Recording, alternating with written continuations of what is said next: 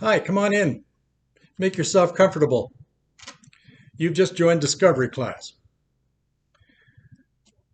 We just moved the clock ahead on the weekend. Spring is just around the corner. What do you suppose is just around the corner when you think of the year 2021? You know what just happened in 2020. We've all experienced it. What can you and I do to make this adventure called 2021 an important year? Joseph Becker, he was the author of a book, Live More by Owning Less.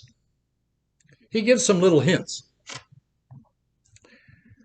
If you do this, this will make your year ahead look a little better. Here's what he says.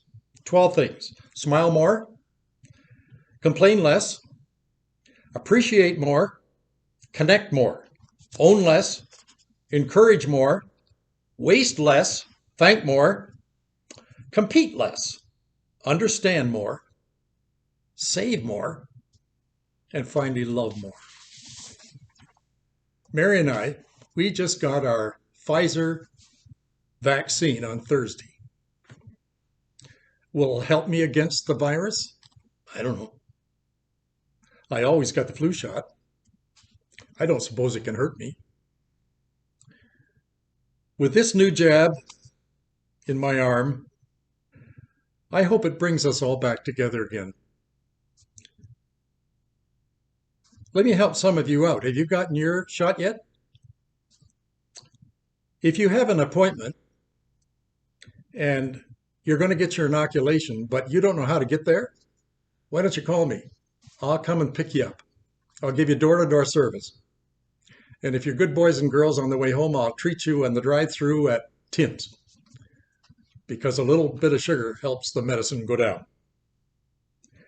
Now, what about today's lesson? I'm going to talk about a man by the name of A.W. Tozer. You ever heard of him? Here's his book. It's entitled The Knowledge of the Holy, and it's the attributes of God. I'm going to use this as my stepping stone for our class today. You ever heard of Tozer? Today I'm going to tell you who he was, and I'm going to tell you what he did, and finally, I'm going to give you one of the greatest theology books I think that's ever been written. Okay, A.W. Tozer, who was he? His name is Aidan Wilson Tozer. That's his A.W. He was born April the 21st, 1897 in Newbury, Pennsylvania. He never went to high school. He never then went to university. He quit school at the end of elementary school when he was 14 years old.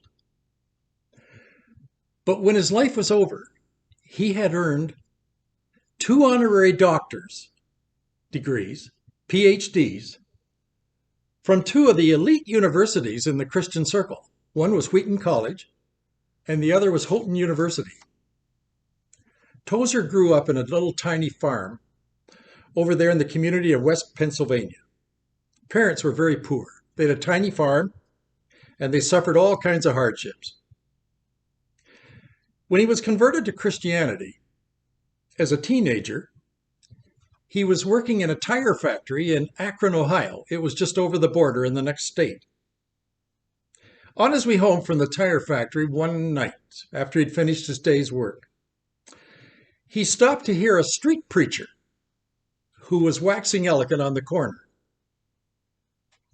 And he overheard these words: "If you don't know how to be a Christian, just call on God and say the following: Lord, please be merciful to me, a sinner."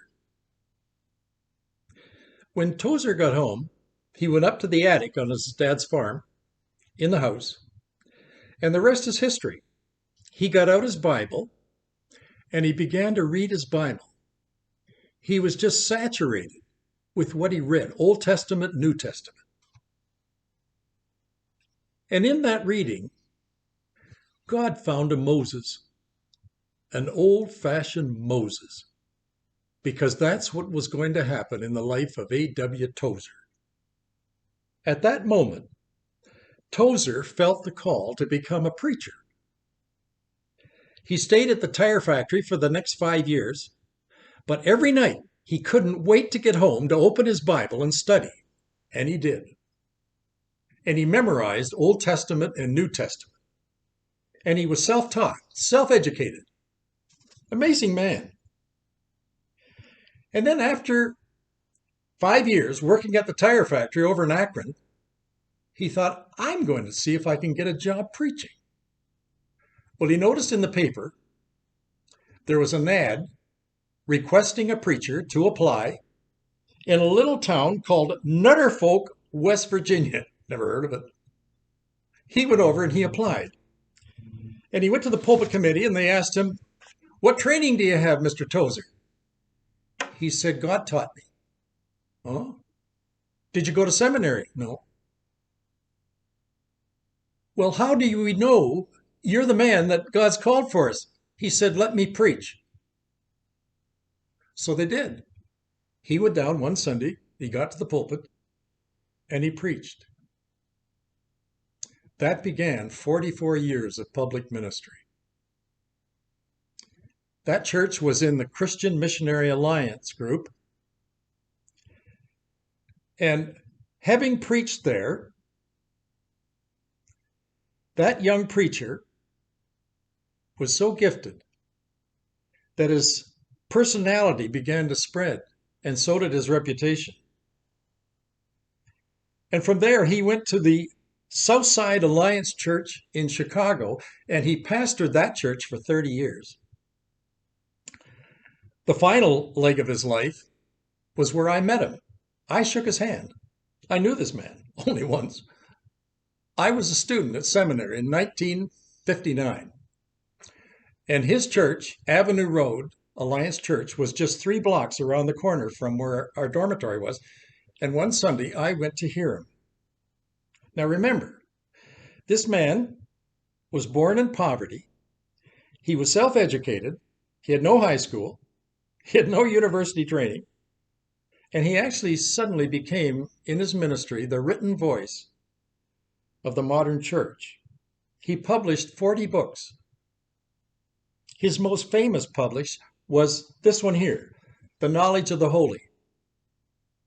As a matter of fact, of the 50 best books ever written in the United States by an author, that one is included. I had another one in my library. It's called The Divine Conquest. That is also an A.W. Tozer. It's not as good as that one, but it's a lovely book.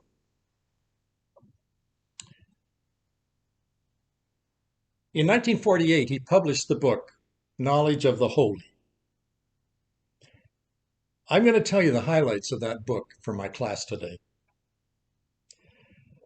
Before I do, let me tell you the Sunday that I went to his church and I met and shook hands with A.W. Tozer.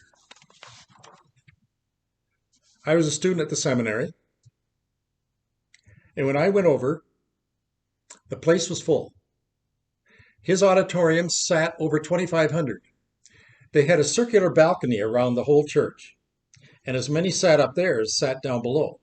I sat in the very back of that balcony, and it was time to preach. Up stood this short little man. He only came up to here on me. He looked like Mr. Magoo.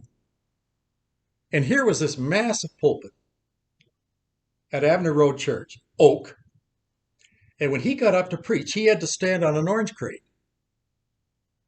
And when he preached, wonderful sense of humor, lovely delivery. And you'd have thought he was a trumpet.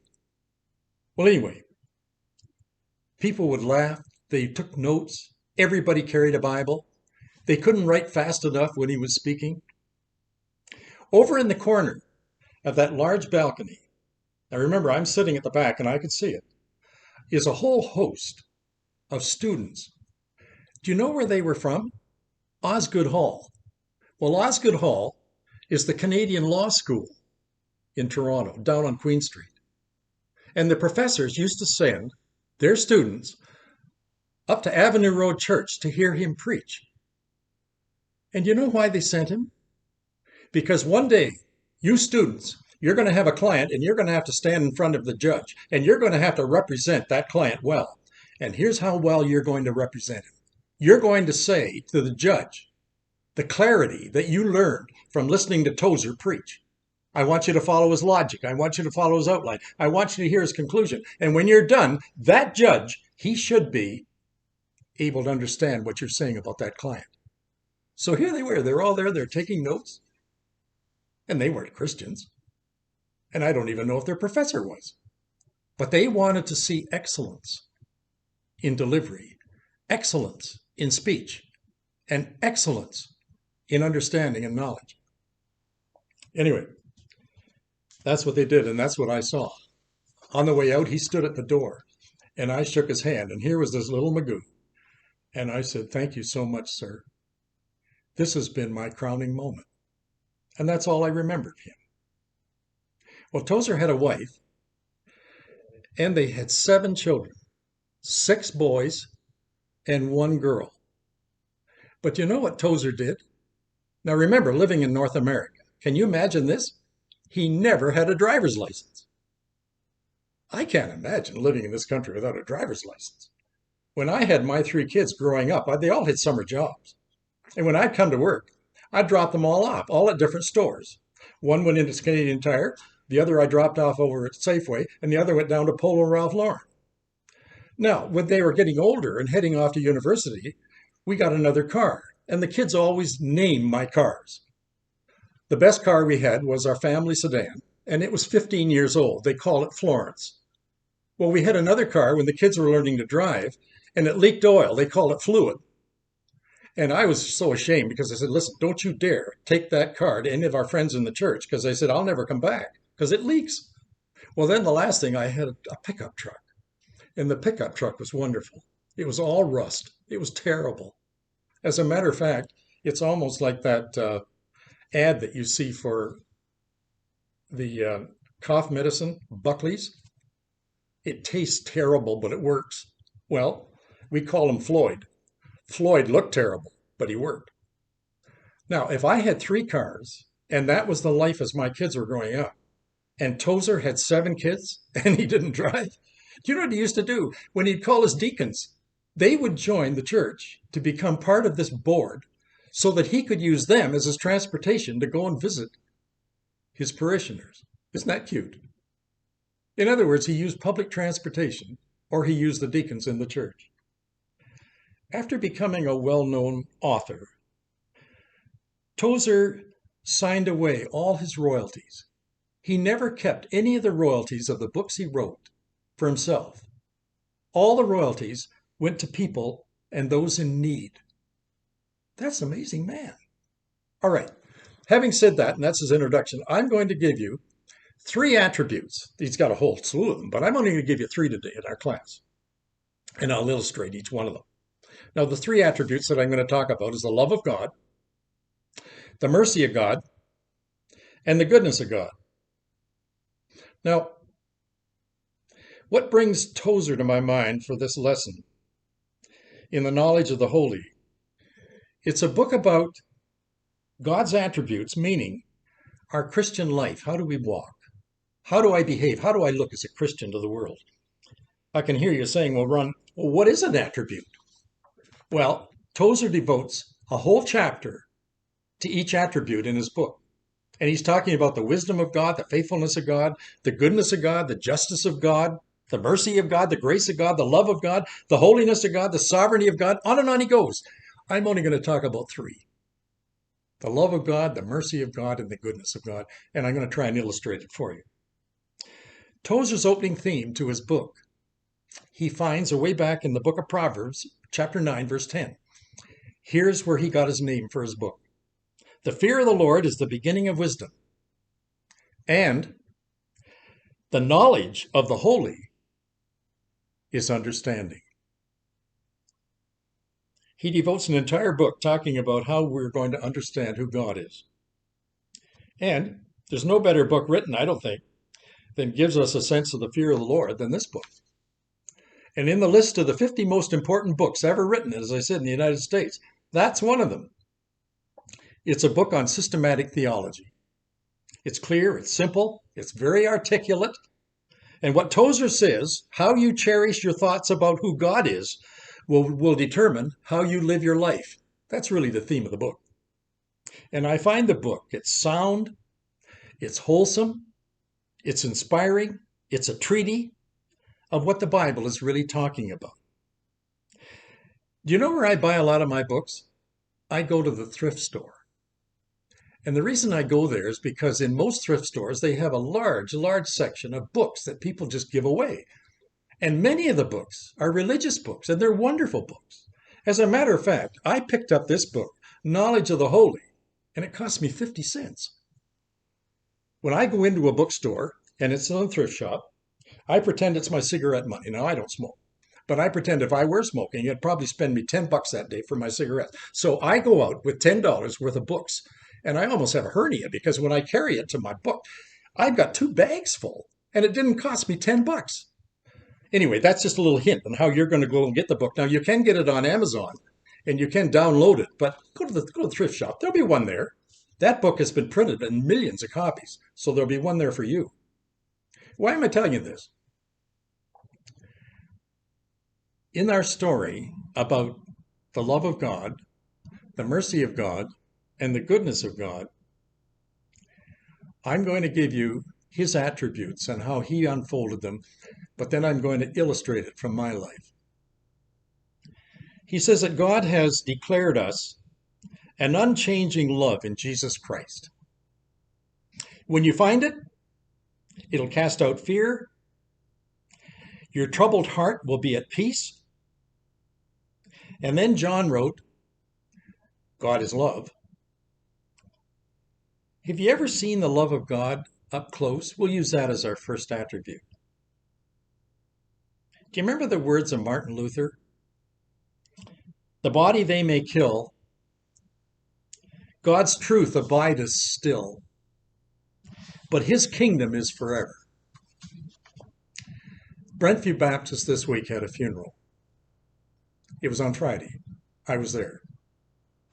We laid to rest one of our church's greatest daughters. Her name was Gloria Nemus. She died just short of her 70th birthday. She's the wife of the husband, Dan. They have 2 grown daughters, Larissa and Crystal. They have 6 grandchildren. For years and years, all Gloria did at Brentview Church was share the love of God. Her dining room table every Sunday became a guest host for strangers that came to our church. They would invite them home, they'd feed them. That was Gloria. That was the love of God. Scores of newcomers became members of the church because of her inviting them in. Gloria was one of our lead teachers in our Sunday school, and she was also one of our lead instructors in our Pioneer Girls.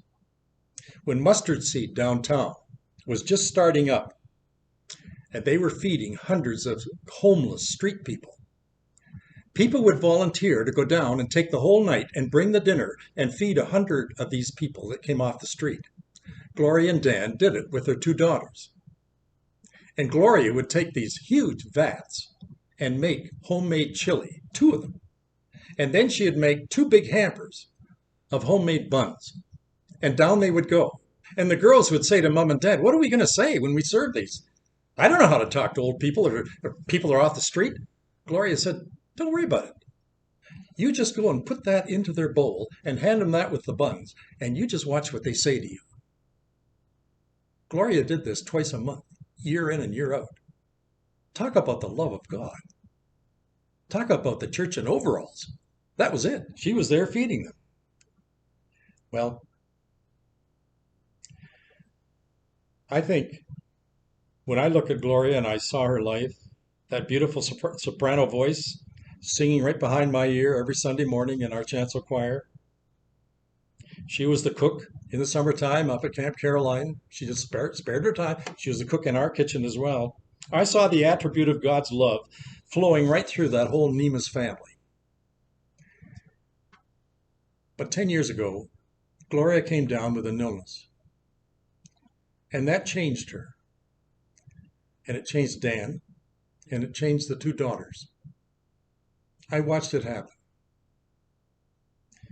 The illness was called progressive supranuclear palsy. Well, what's that? It's kind of a muscular dystrophy coupled with Lou Gehrig's disease.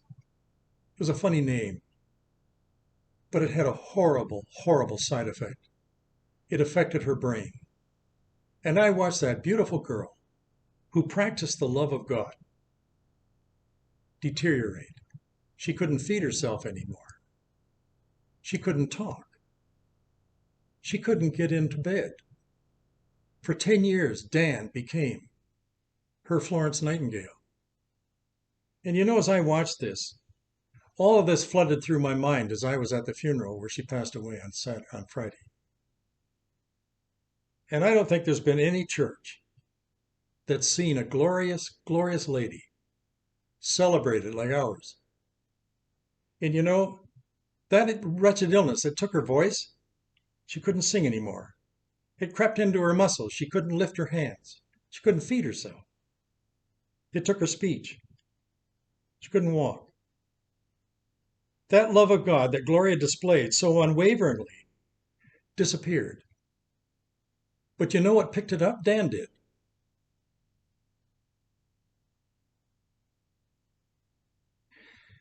She faded, but Dan didn't fade. And you know, we saw the love of God carry right on through that husband. And Gloria, you had a real prince of a man in Dan. I can just tell you that. He showed Brentview Church what the Nemus name was all about.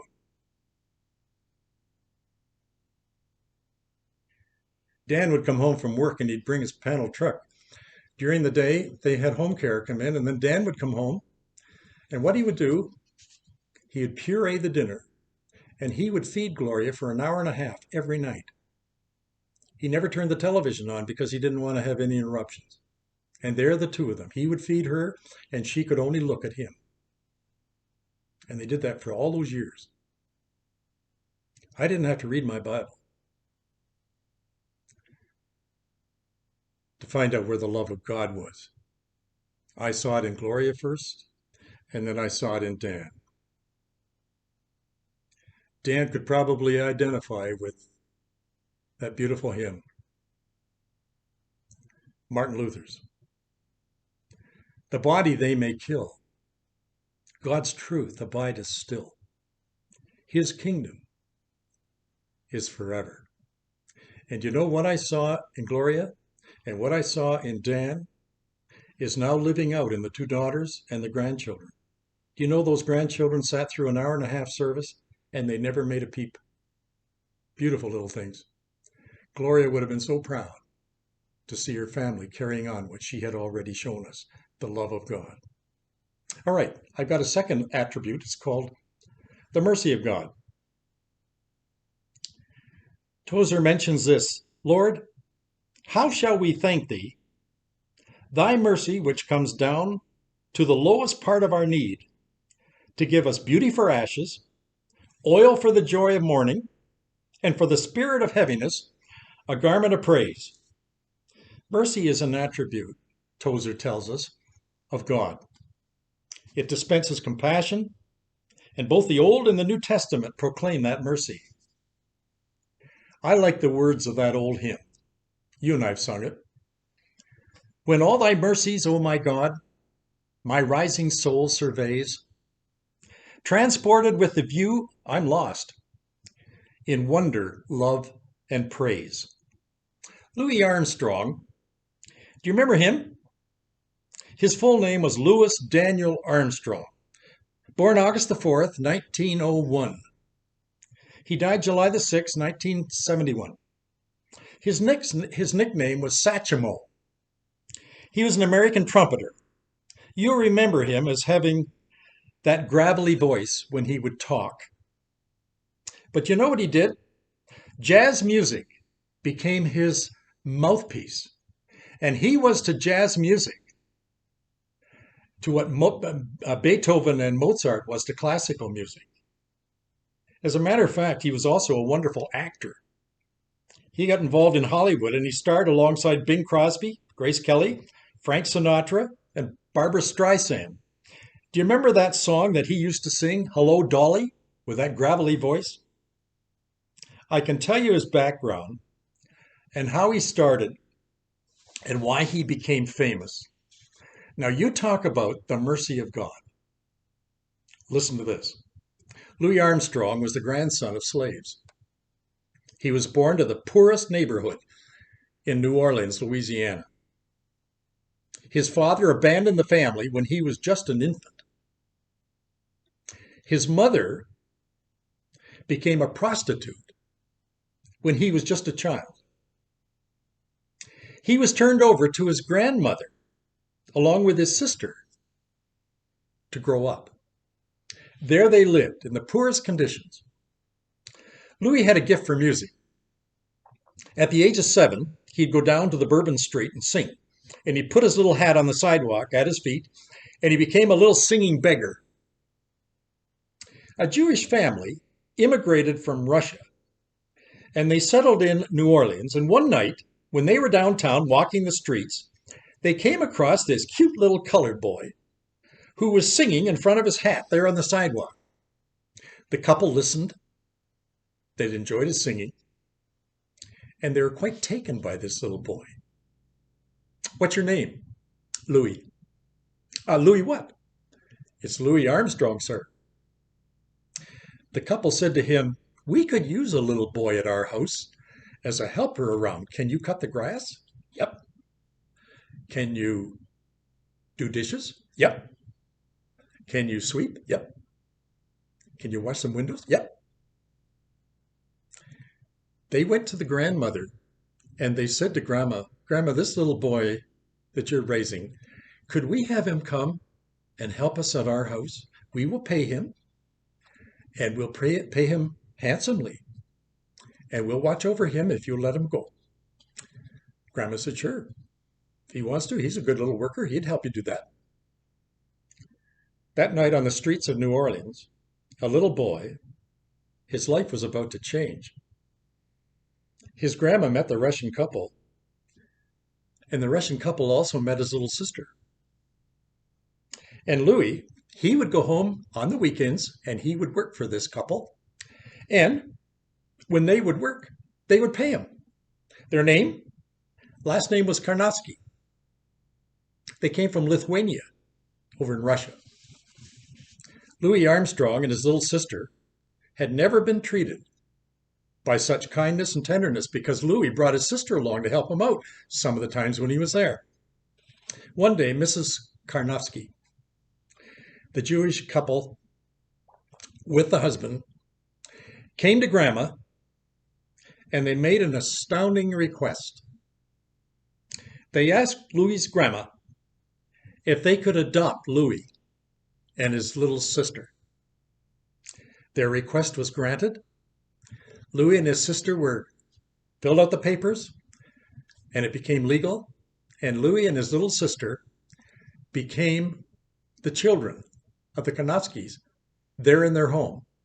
Well, they had the children, finally, they'd never had before. The ones they had wanted, here they were, a brother and a sister. Each night, the new mother, she would sing to them Russian lullabies. Their new parents taught them the Russian language.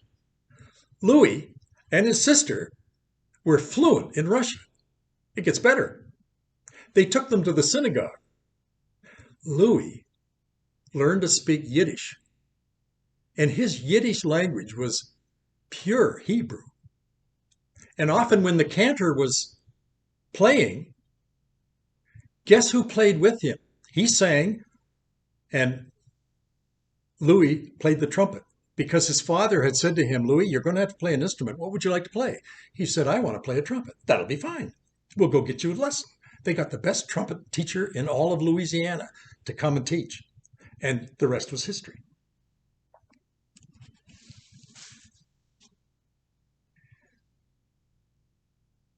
Louis often would go back to the synagogue and teach. He actually became very popular among their conventions and conferences as their guest speaker. He would speak and then he would play his trumpet. On his lapel, he wore the Star of David all his life. One day, when he was later into his teens, his mom and dad took him back to Lithuania to meet their former family. And they introduced him. This is our son, Louis. This is his sister. Well, Louis became very famous. He was the one that composed that song, Go Down David, or rather, Go Down Moses. Often in his older years, Armstrong became so well known, they called him Satchmo. Do you know where the term Satchmo comes from? It's a Yiddish word. Did you know that? And it means puffed cheeks. Anytime you saw Louis Armstrong play his trumpet, his cheeks would puff out. And that's why they called him Satchmo. That's what his dad called him. Louis Armstrong, the little black boy with no future, no education, he became a student and he became a Grammy winning musician. And most of all, he said, I learned that there was a God and that God showed me mercy. And I learned what real life was like. And my new dad and my new mom taught me determination. I never knew that word, but now I have it. And it's become me. All because he found mercy. One day when he was playing or singing on the streets of New Orleans. Talk about the mercy of God. That's an attribute. Can you remember who touched your life? Who came into your life? Maybe they're not your adopted parents, but who came in and gave you that hope? I think there's hope there if we can only, we've got something to give. I want you to start sharing it, would you? Well, finally, let me give you one more attribute. It's called the goodness of God. What it means, God's goodness is that which he disposes on man. And when he's kind, cordial, benevolent, and full of goodwill, you suddenly become tender-hearted. And when God bestows you that tender-heartedness, you become that. When he bestows blessedness, you become a blessing to others. And he takes that pleasured freight. Happiness will be his people that show goodness of God. When I was in grade 4, I had a school teacher, and she showed me goodness that changed my life. Nobody knows this story. I think it's the first time I ever told it.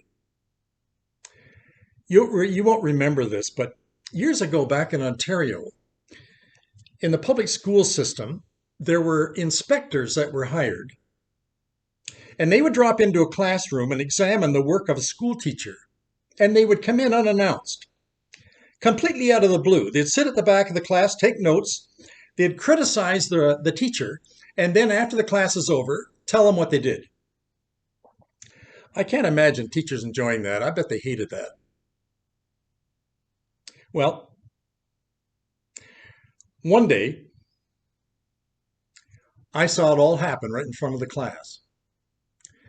After lunch, our teacher would read us a story as a class. And I loved that because the stories were exciting and she was a great reader. And I just got caught right on it. I just couldn't wait for her to tell the story every day after lunch. Well, she was about to start reading the story. And guess what happened? In came the inspector, unannounced. Well, I watched this teacher spot him, seeing, and he went and sat in the corner. And I watched her whole complexion changed. Her face blushed. She turned red. And we students didn't know what was going on. But she did something completely out of the ordinary. At that moment, she decided she wasn't going to read. Well, what'd she do? She looked at her class and she said, "Class, I'm going to have one of you come up and read the story for us today." Then she said, "I wonder, Ronnie Kernahan, if you'd come up and take my book, and would you read the story to the class? I almost froze. I obeyed. I left my desk. I went up. She handed me the book, and I opened the book. And then I said to her, "What's the story about?" She said, "It's about a little boy that lost his dog." Right. So I turned around, I looked at the audience of my friends, and I read the story. Once upon a time, there was a little boy named Billy. He had a dog called Lightning. And I read on and on. The little dog got lost, and they couldn't find him. They looked everywhere. Finally, late in the afternoon, they heard a whimper, and he was down along the creek, and he got his foot caught in a muskrat trap, and it broke his leg, and he couldn't get out. And there little Billy found him, and he went down, and he did the best he could to take that trap apart so the dog could lift his leg out, and he couldn't walk. And he took the dog, and he brought it on his arm, and he took it back to his mom. And there in the farmhouse, they wrapped up the little leg, and the dog was found, and they lived happily ever after. Well, I handed the book back to the teacher, and in the corner sat this inspector. And guess what he did? That was great. Well, she went over, she met him. They gave us some schoolwork to do at our desk. The afternoon went by. Finally, he left, and the bell rang, and we left. But on the way out, the teacher said to me, "Ronnie, before you go, I want to talk to you a minute." Well, everybody left. And I went to the desk. And she took her book, and she opened it to the story, and she handed it to me, and she says, "Now, would you read this for me?"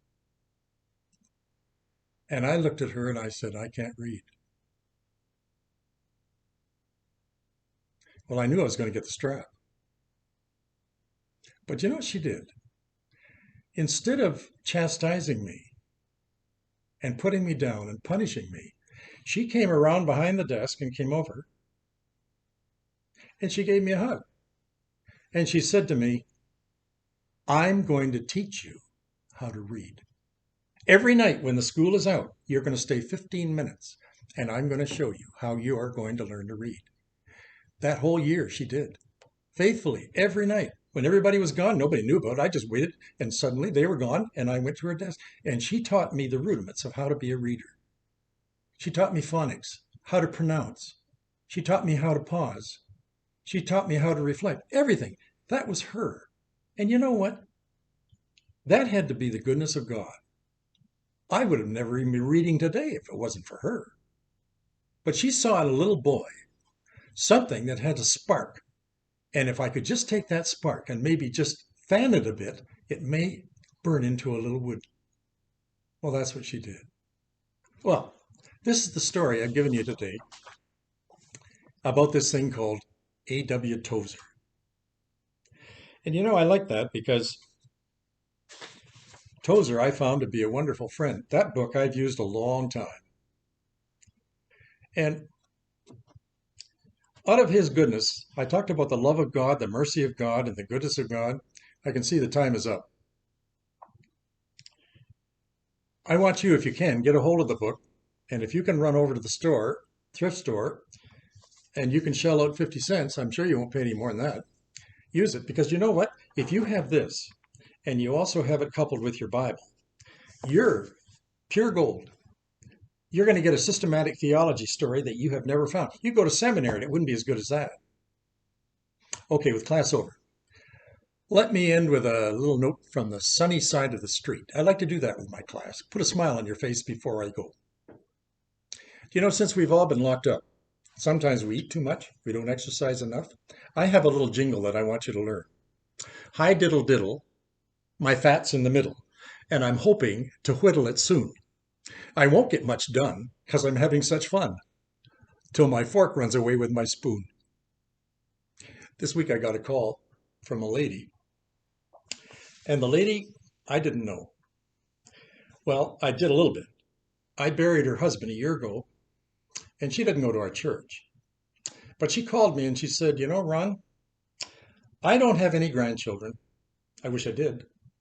But over time, I have saved all kinds of teddy bears, hoping one day we would have a grandchild. Well, we don't. And now time has gone by and I'm moving on. Could you come to my door? She lives over here. She has her own house. Would you come to my door? I have 2 bags of teddy bears for you. I said, sure, I'll come. So I went to the door this week and she gave me 2 big bags of teddy bears. What am I going to do with teddy bears? Well, I know down at the Saddle Dome, our Hitmen, it's a junior hockey team, once a year, they have a gathering of teddy bears. And at the end of the game, you throw your teddy bear over the glass onto the ice, and they distribute over 2,000, 3,000 of those bears to needy children in Calgary. Well, I'm not going to do that. You know what I'm going to do? I'm going to give them to you. That's right. If I come to your door and I bring you a gift or I have a treat for you, I'm going to have that in one bag, but I'm going to have a teddy bear for you in the other bag. You said, well, what am I going to do with that? You're going to take it to bed with you. You're going to put it on your pillow. It'll help you sleep. As a matter of fact, you'll probably sleep like a lamb. Do you know that 2 or 3 of these teddy bears are lambs? So get ready. You're getting a bear. Okay, that's enough for today. Will I see you next week? I'll look for you. Don't disappoint me. I want you back.